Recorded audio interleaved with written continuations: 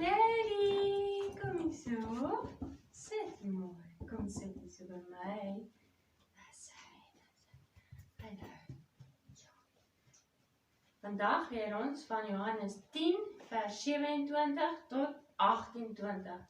In Johannes 10 vers 27 tot 28 sê Jesus dat hy ons herder is en ons is soos sy skapies en ons ken sy stem en wanneer hy ons roep dan kom ons en hy gee ons ewige lewe en niemand kan ons wegvat van hom af nie.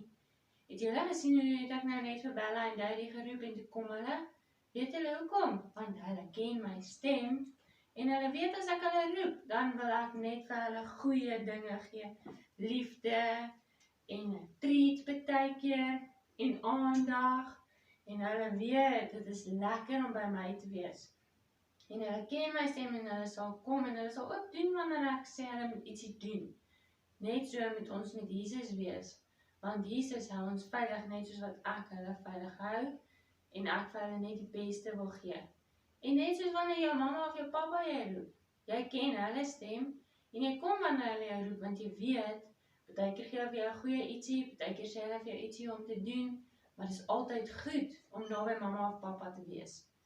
Sê saam met my, Johannes 10 vers 27 tot 28 sê, Jesus is ons goeie herder. Ons ken sy stem en ons kom wanneer hy ons roep en hy hou ons veilig en niemand kan ons by hom wegvat nie. High five. Gee poot. Kyk.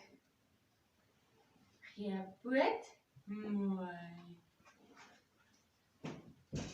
Gee poot, Bella. Mooi. Daddy. Pootjie.